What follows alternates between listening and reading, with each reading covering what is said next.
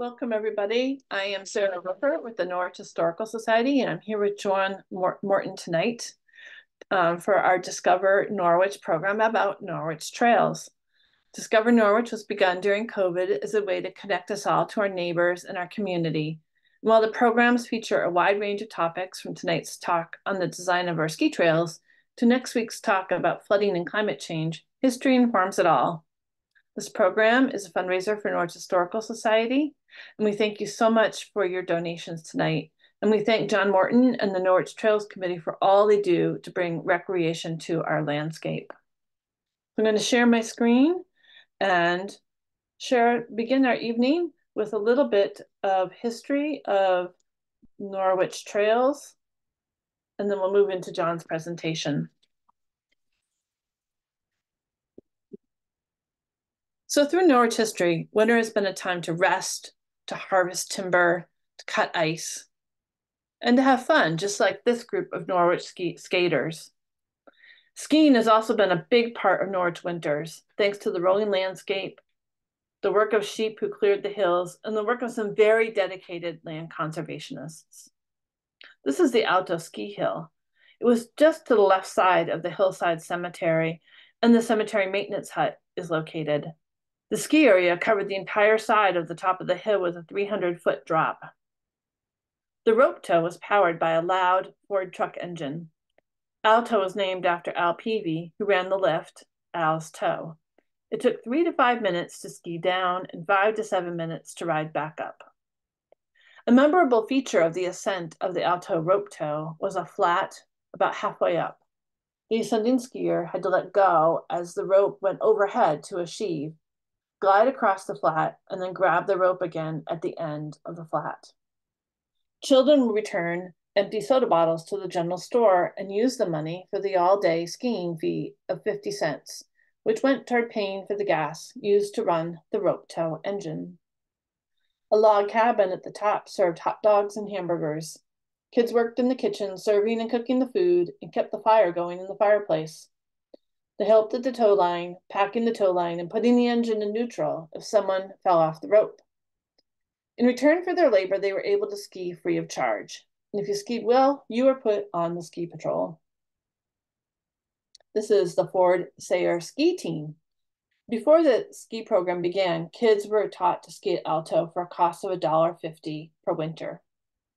But after graduating Dartmouth in 1933, Ford Sayer and his wife Peggy became the managers of the Ravine Lodge of Moosilauke. In order to stimulate business at the lodge, the Sayers started a junior ski school. Ford Sayer entered the military and died in 1944. And wanting to continue her husband's work with the ski school, Peggy asked that in lieu of sending flowers, a fund be collected in Ford's name so that his enthusiastic and effective interest in children's skiing would be perpetuated. So once skiers mastered the basics, they moved on to Oak Hill in Hanover, where there was a J-bar, advancing then to the skiway. There was also a rope tow on the golf course in Hanover, and the races were held over in Hanover. This down Hobson Road a bit was a 25-meter jump called Sample's Hill, after Paul Sample, the Dartmouth artist in residence who owned the property. This is where many of Norwich's Olympians trained at one time or another, and later a jump was built at Oak Hill in Hanover. But what about cross-country skiing? Dartmouth really is the pioneer of collegiate skiing. It formed the first college ski team in 1909 through the Dartmouth Outing Club, which Fred Harris had founded. You might have run into his name in the news recently, as Brattleboro is celebrating the history of the 1922 Harris ski jump. Winter had been considered a dismal season, with students cooped up in rooms playing cards. The outing club was to take advantage of winter through ski and snowshoe trips. They held the first winter carnival in 1911, inviting female guests, which was very exciting. And on the left, you can see all the students in their fur coats lined up, waiting for the women to arrive for the carnival. And on the right is a Dartmouth dorm room. In 1920, National Geographic published an article titled "Skiing Over New Hampshire Hills." And so many men applied to Dartmouth that year that the school began its first waiting list. Here you see Dartmouth students with ropes on their skis, skinning uphill. They're on a course in Hanover, just above the Hanover Country Club in Pine Park, called the Vale of Tempe. But what about cross-country skiing in Norwich? John's going to talk about the design of two trails, the Cossingham Trail and the trails in Parcel 5. The Cossingham Trail goes through land that was once a vast farm on Bragg Hill with 600 acres, and for many decades, farmed by Richard Cossingham Sr. and his sons and families. Richard Cossingham Sr. was born into slavery on December 15, 1835, in Virginia. He was freed as a young boy and became a cook on a steamer on the James River. During the Civil War, he cooked for General Robert E. Lee and other generals on Lee's staff. According to his obituary, Cossingham held Lee's horse during his surrender to General Grant at Appomattox in 1865. After the war, Cossingham and his two sons, Richard Jr. and George, moved to New York City. Beginning in 1883, he served as a camp cook for Thayer School's Elihu Quimby on his surveying and map-making expeditions around Moosilauke. And in 1894, he moved to Norwich, where he worked for 11 years as a chef at the Norwich Inn and farmed 114 acres on Bragg Hill. Cossingham continued to purchase acreage, which at one time was as large as 600 acres, dividing his holdings into thirds with sons George and Richard Jr., each taking over a parcel. Cossingham's sons were well-respected dairy farmers and active in the community, especially the Grange. The last Cossingham still live in the Cossingham farmhouse on Happy Hill Road, sold it in 1998. The former home, now slightly remodeled, is part of the dwelling at 5 Happy Hill Road, a road named for the Dartmouth Outing Club cabin at its end. Liz Russell and her husband, Angus, worked to conserve much of the land, and in 2002 created a conservation easement with the Upper Valley Land Trust to include a provision for public access. Liz loved to meet neighbors on the trails and spend much time brush hogging and eradicating invasive plants. And so we have an extensive farm, we have a family caring for the land, and we have a conservationist all coming together to make this special place available to the public. Now, if you lived in the 1870s and wanted to get on Beaver Meadow Road, get out Beaver Meadow Road to the Parcel 5 area, you would have needed to wait for the roads to be rolled so your sleigh could make it there. The Brown family lived on Beaver Meadow Road in what is now the Parcel 5 area from 1806 to the 1920s. If you're hiking or skiing out there, you may have come across the barn foundation and the nearby shed and house foundations. And here's a map showing the trail leading out from the parking area at Parcel 5. And it goes, if you follow it down to the yellow area, that's where all the stone foundations are. And off to the left, going uphill, is where there was a spring and a well for the farm. Norwich Historical Society is extremely lucky to have several of the Brown family's diaries describing work on the farm, the weather, finances, and the comings and goings between family and friends. So in the 1870s, the Browns had 4 horses, 2 milk cows, a pair of oxen, 20 sheep, and 2 pigs. And on 100 acres, they grew wheat, rye, corn, and oats, as well as maintained a large garden. There was a small orchard, a large sugar bush, and they produced about 200 pounds of butter a year, which they sold in Norwich and Hanover stores. So as you're skiing, think about those vast fields with all of those crops. The yearly activities were deeply entwined with the seasons in the cycle of sugaring, plowing, planting, harvesting, with neighbors stepping in to help, and the dog named Turk romping around. As you hike and ski, imagine a farmhouse with kerosene lamps shining out through the windows and an organ and fiddle filling the home with music. Imagine sleighs going up and down the road to winter singing schools and March school meetings. After Charles Brown died, the land was purchased by the Norwich Water Supply in 1922 because it was located above the town reservoir, which was off of Charles Brown Brook. Parcel 5 is one of several parcels now owned by the Norwich Fire District. And after the reservoir was retired in the 1980s, a land management council was formed to determine the land's best use, and development of trails began in 2002. So that's the history and stories behind 2 of our most favorite cross-country ski trails in the Upper Valley. And I'm going to welcome John Morton to um, join us to talk about the design and maintenance of Norwich ski trails. He's the founder of Morton Trails and was on the Middlebury College ski team, the U.S. Army Biathlon Training Center. He was on the U.S. biathlon team at the Winter Olympics, head coach of men's skiing at Dartmouth College, and for over 30 years has been designing trails all over the world. So it's wonderful to welcome John here today. So thank you so much for coming.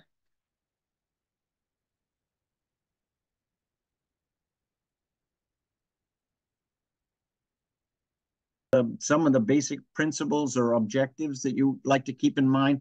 In a best case scenario, you'd like the trails to be easily accessible. And although this may not be out the back door for many people in the community in Norwich, it is easily accessible just off of Beaver Meadow Road. And in a let's say a more residential area, you'd like the trails to be able to provide access to desirable destinations. And in the case of Parcel 5, it's, I would say, primarily the historical features that Sarah pointed out, and also the view from the high point on the property. And in some cases, trails, even a community trail network provides convenient linkages to off-site trails. And many of the trails in Norwich are great in terms of connecting with other trails that lead to Guile Mountain and so forth. And then in some instances, the trail serves as a venue for different types of events, and not only competitions, but just walks or in some cases, some of these charity events that people get together to raise money for worthwhile causes. Okay. There are some other more specific considerations. You want to keep in mind what the landowner or the stakeholder has in mind, what are their objectives or purposes.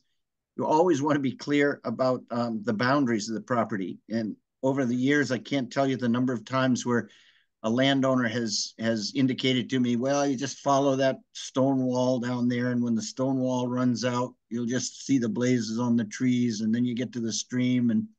But in fact, they're not always 100% sure on where their boundaries are. And I can tell you from personal experience, it's embarrassing to design a trail off somebody's property onto their neighbors. You want to identify any significant natural features, either boulders or wetlands, things like vernal pools. And there's always a bit of a trade-off there. In some instances, you'd like to have the trail provide some sort of access, at least perhaps visually, to some of these natural features. But in other cases, you want to keep the traffic away from those natural features. I did a trail years and years ago up in northern Maine for a school, and I was told at the time that there was one of only 5 known locations in the world for a particular flower. I think it was called a fringed gentian, something like that. And one of the biology teachers of the school took me out and showed me where this flower grew. And then I asked the question, well, do you want the trail to provide access to this site so people can see it, or do you want to keep people away from that site? And they compromised on it. They had it go relatively close to the site, but not near enough so that people would inadvertently, leave the trail and trample the flowers. Most outdoor enthusiasts prefer loops rather than an out and back trail, but there are times when two-way traffic or out and back trail is the best solution. But generally, we try to create loops. Okay. Then you want to think about who are the potential users, and that can be pretty significant, not only in terms of the age or activity level, level of expertise of the participants, but what kind of activities are they going to be using on the trail: skiing, walking, hiking, mountain biking. Now, these days, there's a increased interest in fat tire biking in the wintertime, snowshoeing, equestrian sports. And all of these, let's say, non-motorized activities can be quite compatible if the trail is designed for it, if people know in advance that those are the activities that they are anticipating. This is a map of Liz Russell's trail network at Cossingham Road, and it's one of the challenges in a trail like hers is that it's generally a side hill. So from the starting point to the far, let's say, the northwestern point of the her parcel, it gradually climbs. And so the challenge there is to try to create a network that breaks up the climb and provides some rest for people as they're working their way to the far point of the property. And then at the same time doesn't end up being one long continuous descent back to the starting point. So you do what you can to try to break the climbs and the descents up, at least to give the people a feeling that it's not just one long continuous climb. But fortunately in that project, there were some nice swales and rolls to the terrain. So we were able to, I think, create that impression that it wasn't just a long climb and then a descent. Okay, I think we can go on. So then there comes the issue of trail width. And as I mentioned, the old days, just probably 3 or 4 feet wide was plenty for people who are either walking or hiking in the summertime and cross-country skiing in the winter, snowshoeing. But 3 things have occurred in recent years to make that somewhat obsolete if it's going to be a trail for, let's say, shared use or multi-use, both summer and winter. One of the reasons is that nowadays trails are most efficiently created with different forms of heavy equipment, and primarily an excavator. And excavators are very skillful and effective at removing stumps and rocks and leveling the surface of the trail, creating drainage, and installing culverts and bridges. Most excavators, they come in all sizes, but most of the effective excavators for these shared use trails we're talking about are 8 to 10 feet wide. And they have to have a little bit of room to work or they'll end up inadvertently skinning the trees on both sides of the trail.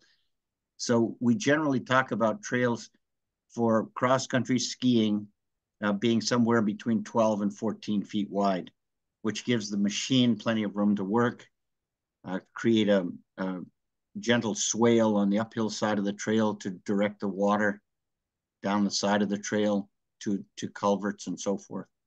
Another reason to go a little bit wider than people traditionally think is that you want to, as I mentioned, you want to try to, if you're going to ski in the wintertime, you want it wide enough so you can skate and set a classic track as well. And finally, because of climate change, you have to open up the canopy of the forest enough so that the snow that falls actually reaches the ground. And again, anything 12 to 14 feet, it will typically accomplish that. And just to give you an indication of how things have changed, any of you that have had the opportunity to go over to see the recently completed renovation of the Oak Hill trails, those trails were designed and constructed to meet the current international FIS homologation standards. And one of those standards has to do with trail width. And the requirements are that on all the climbs, the trail has to be 9 meters wide, which is about 30 feet. And it has to be that wide so that 3 skiers who are skating can pass each other without obstructing or interfering with each other. The rolling terrain can be 25 feet wide and the descents can be 20 feet wide. But for international caliber racing, they require trails of that width. And the trick with those requirements is to give the trail some character and use the terrain so that it doesn't end up feeling like an interstate highway, just straight and flat. Anyway, if there's not intention to skate or cross-country ski, a trail's probably for walking and mountain biking 4 feet wide is plenty. If you're going to have two-way traffic on it, you need at least 8 feet. And then, as I mentioned, 12 to 14 is probably minimum for cross-country skiing. Okay. So the first step is cutting and clearing. And usually most of the trails in this part of the country involve a significant portion through forest. And the cutting and clearing depends to a significant degree on the objectives of the landowner and whether or not the landowner has a forest management plan and how the trail can best accommodate the objectives of that forest management plan. In other words, there may be some forests that have been recently thinned or have had prescribed cuts, in which case you would try to leave all of the mature trees that were still there. And in other cases, if the forest hadn't been thinned or harvested for many years, maybe the forester would recommend that you look for the mature trees that probably are going to be cut anyway as part of the eventual prescribed thinning, and you thread your trail through the openings that are created by the cutting of those mature trees. At any rate, whatever the objective, trees are a wonderful,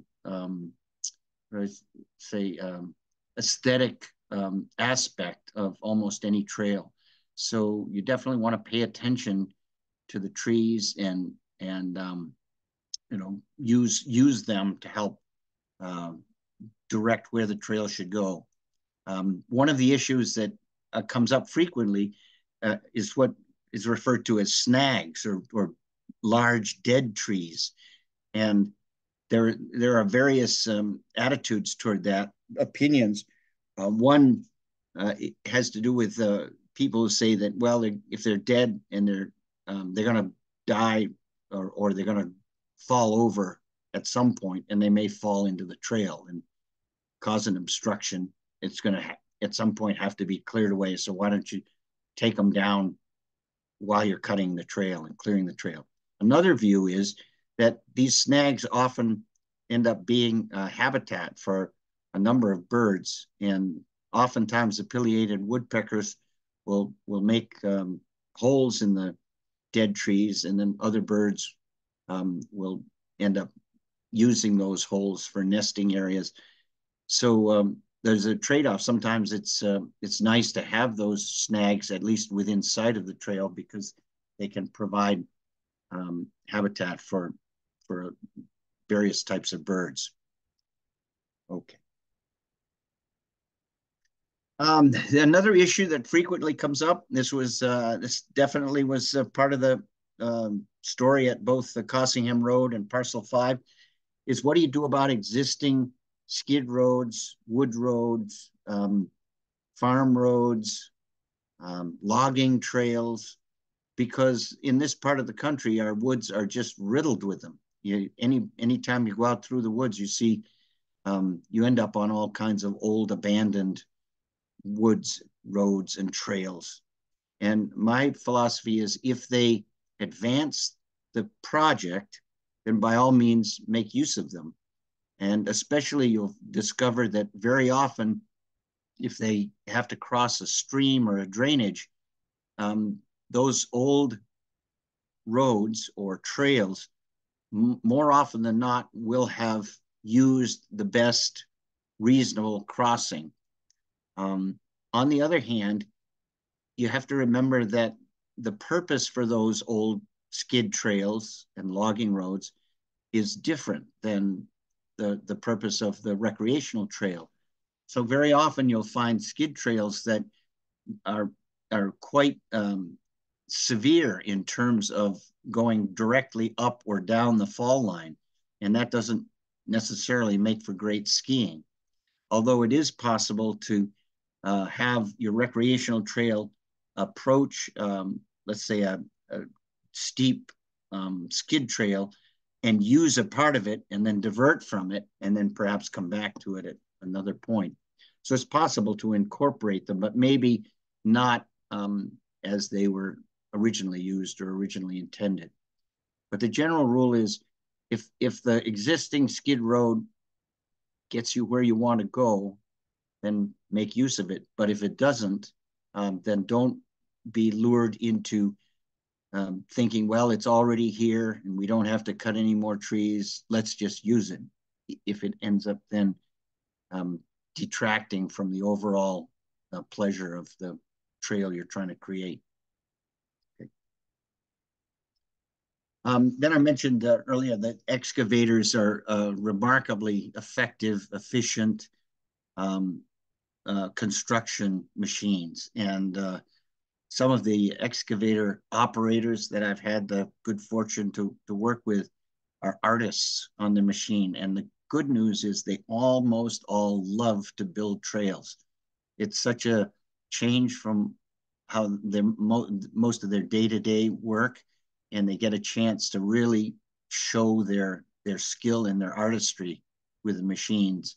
And I've had some wonderful experiences. One of my first trails that I was working on was up in northern New Hampshire. A fellow had called me because he was designing his own trails, but got into a jam and asked me to come and see if I could help him.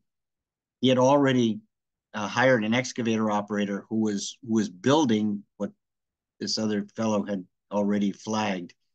And he said he wanted me to get the trail up to a yurt on this ridge. So I was working like crazy to stay ahead of the excavator operator, whom I could hear through the woods. And and the only way reasonable to get up to that yurt was through this unbelievable boulder field. And it to me appeared hopeless.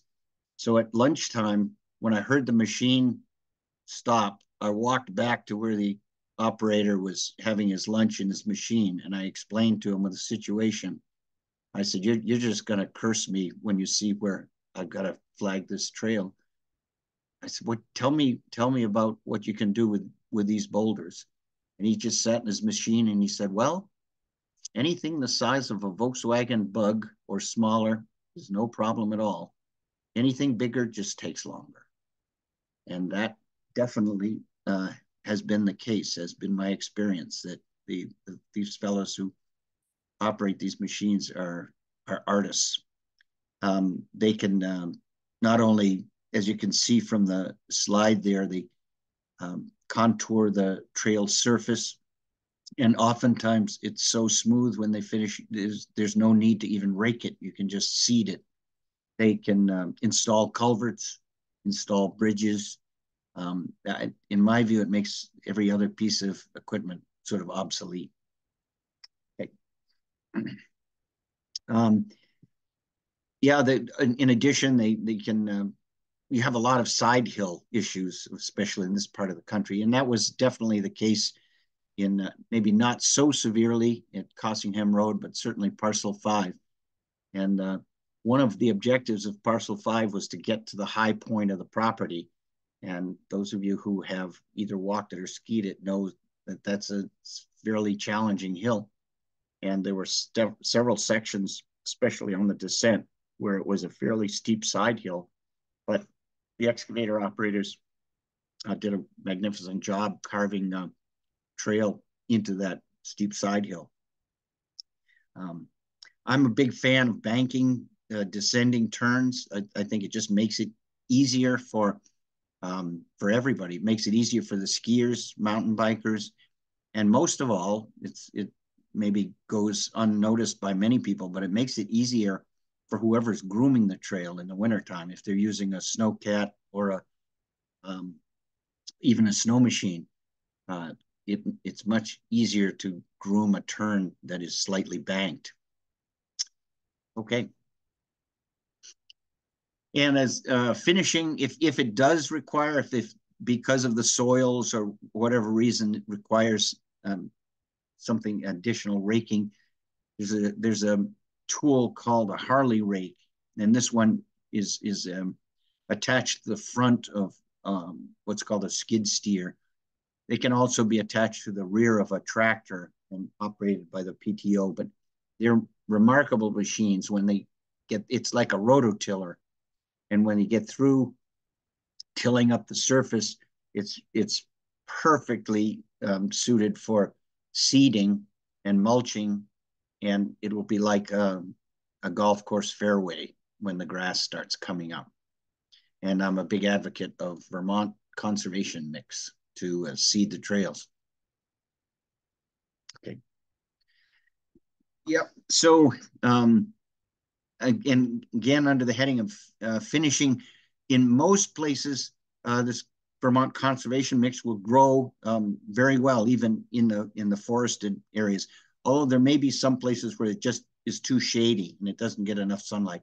And in those places, chips are a great surface for the trail as well. And then natural soils are okay if the trail's built properly and drains properly and doesn't end up getting wet and muddy. It's great to overhang. I cut the overhanging limbs of the trees and saplings. Okay. And it's terrific to have adequate trail markers and signs. A lot of folks, especially folks that aren't from around here, maybe from more urban areas, they get out in the woods and they get anxious and they want to know where they are, want to know where they're going, how far it is, how long it is.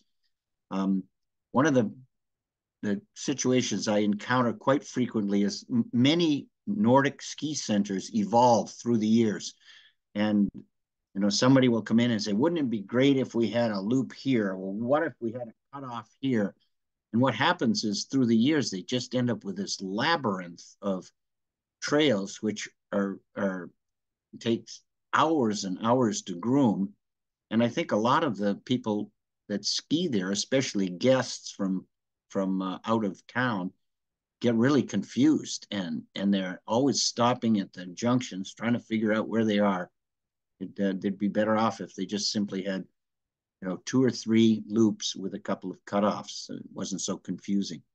Signage is important, and it's always nice to have a nice kiosk with a clear map at the start of the trail so people can get a sense of where they are, where they want to go, roughly how long it'll take them. Okay. And in terms of maintenance, there really isn't too much, as long as kind of keep an eye on things. If the trail is built properly, it can be mowed with either a tractor with some sort of a deck mower, flail mower, even a riding lawnmower in some cases. Fallen branches are going to occur, even in spite of the real wild storms we've had. I mean, you can expect some blowdowns and branches in these recent violent storms, but it's just normal in the forest. It's important to check the culverts, probably spring and fall, make sure they're not clogged with leaves or debris, and keep an eye on the brush on the side of the trails, because the trail is going to get more sunlight, and it's definitely going to stimulate the growth of brush, and some of it is undesirable, things like buckthorn and honeysuckle and some of these invasives that you don't want on the side of the trail. So keep an eye on that. And then I point out that almost always, and I suspect there are probably people listening here who are already part of this, but it's very rare that you have trouble finding people who are willing to volunteer to help maintain the trail. If you organize a couple of volunteer work days, maybe spring and fall, and follow it with a potluck supper or something, you won't have any trouble getting people to come out with their chainsaws or weed whackers or whatever you need to keep the trail nice and well maintained. Okay, just a couple of pictures here. In addition to the trails at Cossingham Road and Parcel 5, I've done a number of trails for private landowners in Norwich, and I thought this is a typical map of, and it says Thetford, but it's actually in Norwich, and so this is the objectives here are skiing in the wintertime, mountain biking, walking, and horseback riding. And so it's a pretty extensive network, and they just got started constructing it this last fall, I think. So construction's underway. And this is another one. This shows what I would describe as a stacked loop system. And due to the topography here, the red loop is kind of the main core loop. The purple loop is a loop that climbs up from the main loop and gets to the high point of the property. And then the yellow or orange loop is another,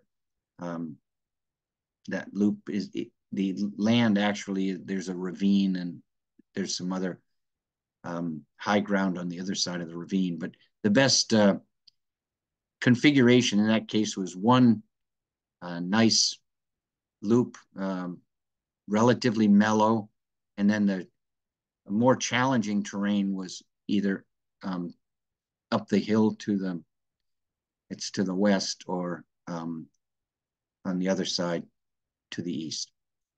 And both of these trails are, Norwich has some wonderful terrain for cross-country skiing, mountain biking. We're very fortunate in that this is very favorable terrain for these kinds of outdoor activities. I've been to a number of places where they desire to have these kinds of exciting, interesting trails, but the terrain is just flat, and there's not much you can do with that.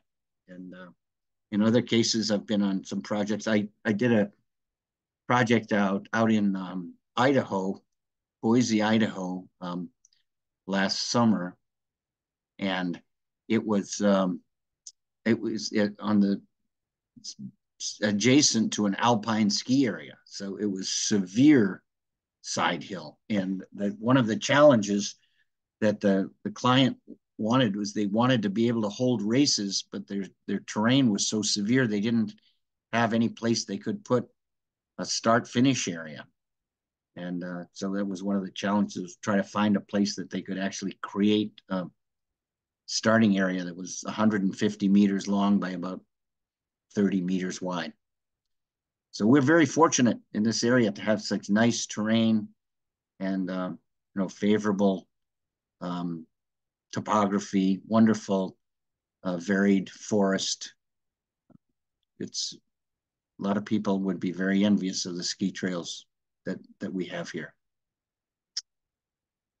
Okay, so in conclusion, we as it was mentioned earlier, we got a huge bonus from the pandemic. Everybody wanted to get outside, and so interest in hiking and skiing and snowshoeing, mountain biking just boomed.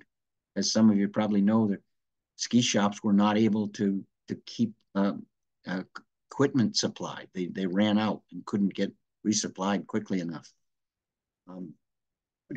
There's a wide variety of successful trails, from very simple, modest paths through the woods through, highly sophisticated, engineered competition venues that have to meet all kinds of international specifications. And I'm often reminded of a quote from Stephen Covey in his book, There's 7 Habits. He says, start with the end in mind. What is the objective of the trail? What property is available? Who are the intended users? And you can't go wrong with that. Thank you.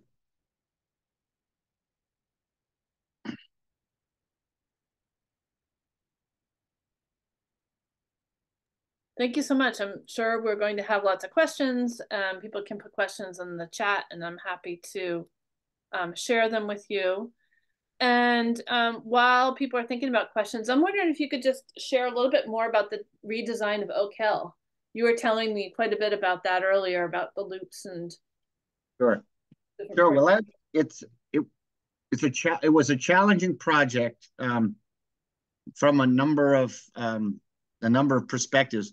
One is, as many people probably recognize and remember, it was originally an alpine ski area. It was a small but very suitable alpine ski area. So designing cross country trail, which in best case scenario is on rolling terrain, that's a challenge.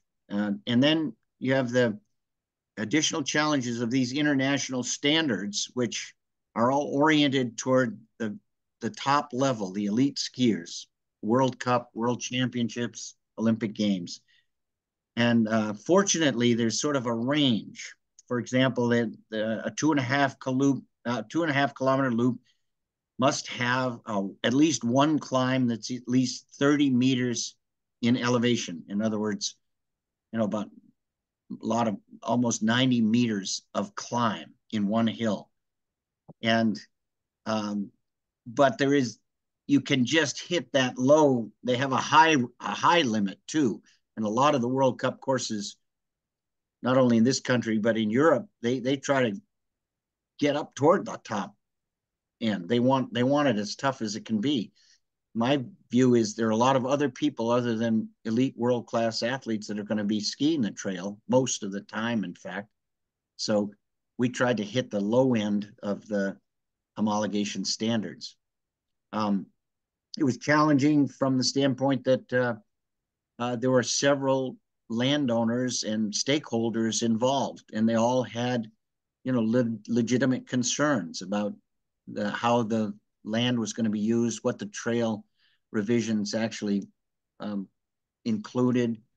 And I should say Peter Milliken deserves a tremendous amount of credit for shepherding this project through to its current success. He's the guy, in my view, who put in a lot of volunteer time and work just getting everybody to see the vision and to read from the same sheet of music. Claudia wants to know if we can share your slides with the information. Sure, sure. Okay, I'll make sure we do that. I'll make sure I'll put them online and have a link on our Discover Norwich page where people registered. Pam asks if snowshoers are welcome at Cossingham and Parcel 5, and what's the protocol for sharing trails with snowshoe and cross-country skiing? Yeah, I'm not sure I'm the one to ask about that because I don't know if there are, the Conservation Commission or the Recreation Department oversees the operation of those facilities. I can say that in general, snowshoers are welcome on ski trails as long as they don't walk on the set classic tracks. If they stay to the side, usually on the skating side, that's just groomed smooth, my sense is they're generally welcome. Yeah, that's my sense. Any other questions out there? Let's see. The pastures around Cossingham have been closed this winter, making it difficult to access the trails for skiing. Is this going to be permanent? So is there anyone here tonight from the rec department or trails committee who could answer that question? Doesn't look like there is. I should have asked the trails committee to come along tonight, but I didn't. So I don't know what's going on with that. Yeah, I don't either. I'm sorry. Yeah, can't answer that question. Nope. All right. Not seeing lots of other questions tonight. Thank you so much for sharing all this great information, interesting stories. Oh, here's Jane asking about, could you talk a little bit about cost? The large public parcel, but also individual homeowners who want private use. You bet. Yeah. And unfortunately, my answer is probably not going to be very um, satisfying. But the answer is the cost is just all over the map because there's so many variables. And as I mentioned, the different categories, the design and layout depends a lot on the property. It depends on the length of the trail. Some clients say, "Oh, we just want to get we want to have a nice loop in the woods that we can walk with our grandchildren."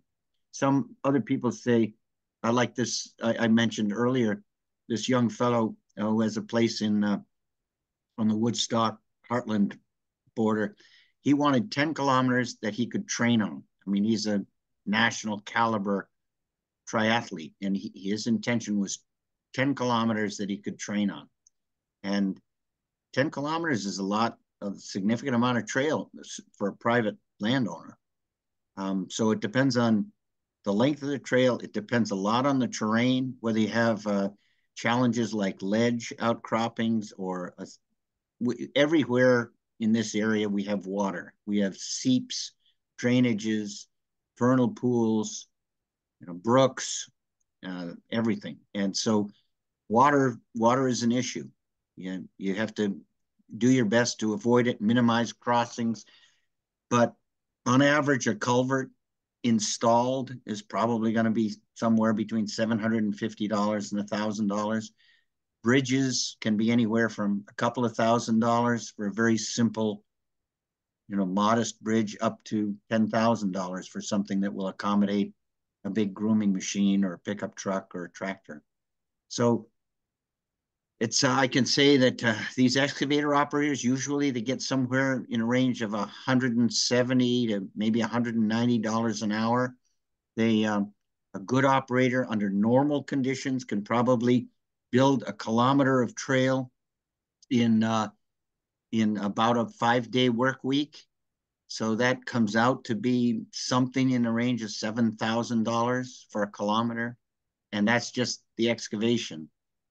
The cutting and clearing depends a lot on the quality of the lumber. I've done some projects where the thinning and cutting of the forest for the trail generated enough from the timber sale to help offset the sale of the offset the cost of the excavation. But that's rare. You're probably doing well if you break even on the cutting and clearing.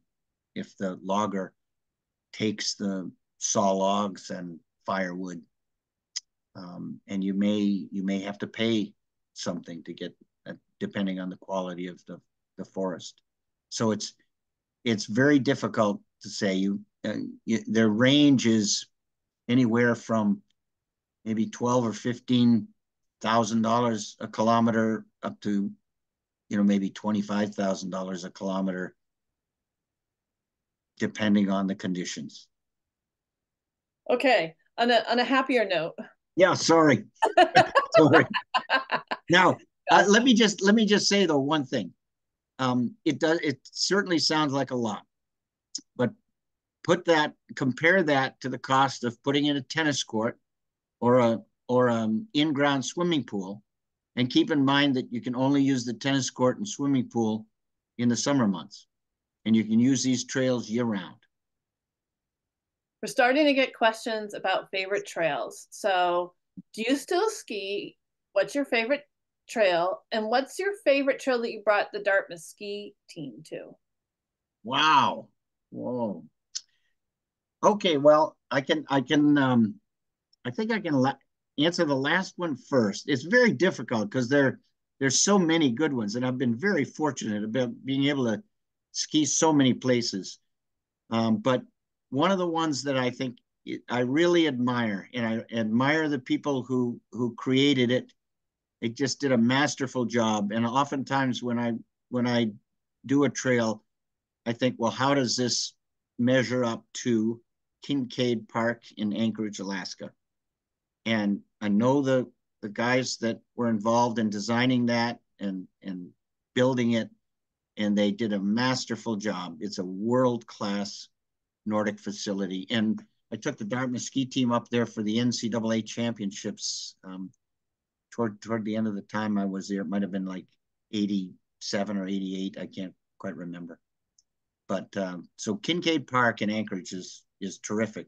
Around here, I love skiing at Bob Green's. He's a remarkable guy, as everybody Nordic skiers around here know. He's just unbelievably generous with his time and his property, and he's through the years we've worked together on a number of different projects, and it just keeps getting better. He keeps improving what's available there. So I really enjoy that. It's a little bit maybe this is I don't know, shows a little of my prejudice, but I really enjoyed the way the Middlebury College's race course turned out at Reichert Touring Center at Breadloaf in Ripton, Vermont. Let's see what else we have here. Um, Rob McCormick, thank you. I've worked doing tree work on 5 different Morton trails in the area. Wonderful. I was one of Morty's skiers in college, and I love being taken to Mount St. Anne in Quebec, says Jay. No, I'm taking my family there on Sunday. Another place that's just terrific. They you could ski there for a week and not go on the same trail twice. It's Great. wonderful. All right. I think that's what we got here for tonight. Thanks so much for sharing your expertise, your love of skiing, some hints for fun places to ski around here. And now we all need to go to Alaska, clearly. So Yeah. thank you so much for giving your time to Norwich Historical Society and to the ski world and into Upper Valley. It's been a real gift to